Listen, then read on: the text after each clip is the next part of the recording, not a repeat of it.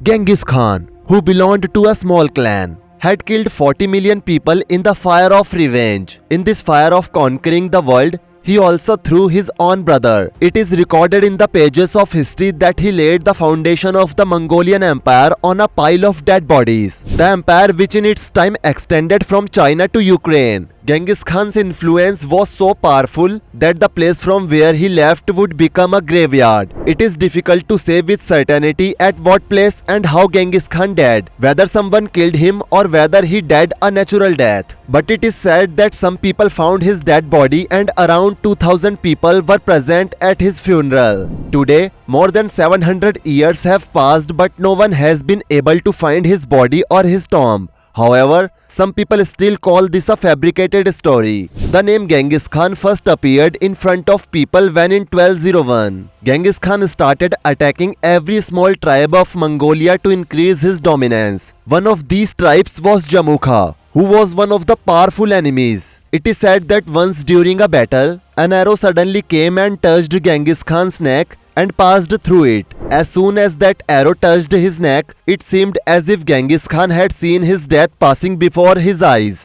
But luckily, he survived and won the war. After his victory, he summoned the archer and offered him a place in his army. In this way, through one victory after another, he recruited skilled warriors into his ranks and built an army so strong that he rose from leading a small tribe to establishing the Mongolian Empire. And then one day, to expand his empire even further, he set his sights on the Tangut Empire, which was also commonly known as Western Shia. This region was primarily an agricultural community known for rice production. Genghis Khan thought that since his army was quite large, capturing this area would ensure a better food supply for his troops. The abundance of grain here not only supported the entire Mongol Empire but also strengthened it economically. With the full plan in mind, Genghis Khan launched an attack on this place in 1205 AD. The people of the Tangut Empire were so powerful that they fought Genghis Khan for almost 5 years. In the end,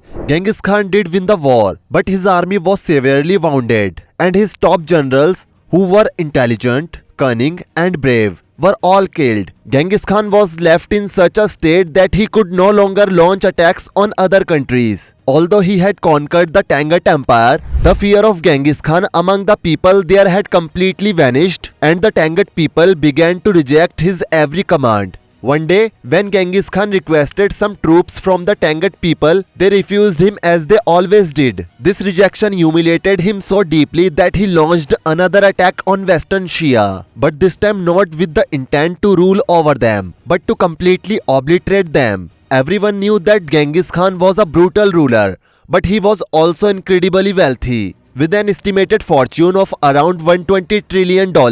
Fueled by a fierce desire for vengeance, he launched a powerful assault on the Tangut Empire once again, cutting down every soldier in his path. His rage was so intense that he could see nothing beyond the bloodshed and destruction. But during this time, an arrow was rapidly approaching him. Genghis Khan was so deeply engaged in killing the Tangut Empire soldiers that he didn't even notice the arrow, and within seconds, it struck him directly in the kidney. Yet, the pain of the arrow was nothing in comparison to his thirst for revenge. So engulfed was he in the battle that he ignored the pain and pressed forward in his injured state. Fortunately, Genghis Khan and the Mongols won this battle, but this victory was short-lived as the wound began to damage his body from within. The infection from this wound grew so severe that he was eventually bedridden. The vengeance he harbored against the Tangut Empire ultimately led to his demise, as it's believed that he died from the infection caused by this injury. However, it wasn't just Genghis Khan who died. Around 2000 more people would have to lose their lives alongside him. In his lifetime, Genghis Khan had written detailed instructions about how his last rites should be conducted. According to Mongol tradition, if a king wished for his burial site to remain secret, his people would go to any lengths to ensure no one knew its location. Genghis Khan had expressed this exact desire, so as his body was being transported back from the battlefield to his homeland, his soldier killed every person, animal or creature that witnessed the journey. Once they arrived in the kingdom, 2000 people were summoned to his final rites, but this was no ordinary invitation. It was an invitation to death. Yes, you heard correctly. It was an invitation to death, as these people were called to be killed. To this day, researchers are still investigating who these people were and why they were killed.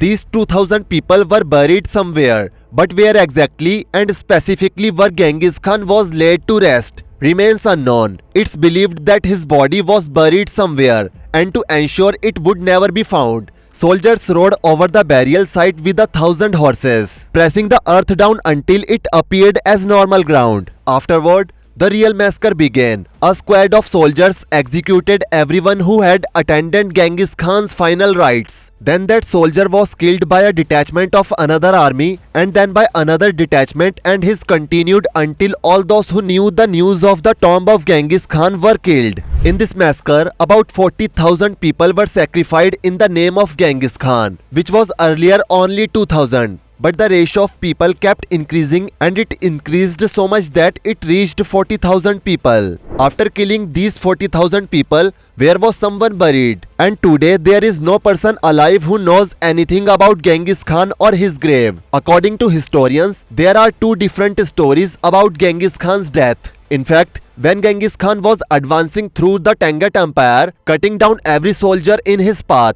he suddenly saw a herd of horses coming towards him, which frightened him so much that he fell off his horse in panic and got injured. He was then taken on the camp on the battlefield, where he received treatment, but he had already sustained a fatal head injury. After that, the same events unfolded as described in the previous story. All the people and animals along the way were killed, and 2,000 people were summoned to die. Horses were run over his burial site, and then the massacre of those who knew the truth began again. As Genghis Khan, engulfed in the flames of revenge, marched forward, cutting down every soldier of the Tangut Empire. He had already destroyed more than 8 families of the Tangut Empire. Among those who remained were a prince and a princess. One night in the midst of battle, Genghis Khan had a dream in which he saw two things: snow and blood. After waking, he asked an astrologer to interpret his dream. The astrologer told him that blood represents the prince,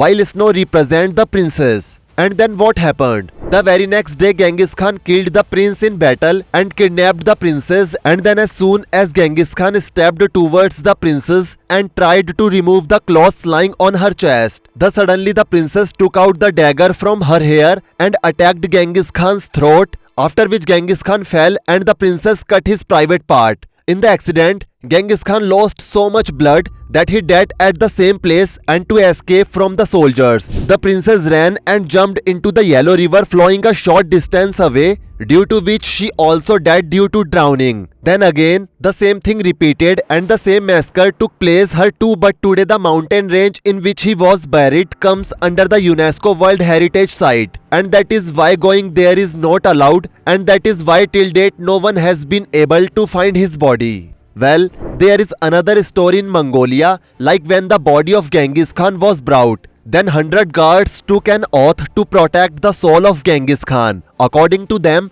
if anyone came to know where his body was, and if he tried to dig up the body, the whole Mongolia was be destroyed. Although this does not seem to be true at all.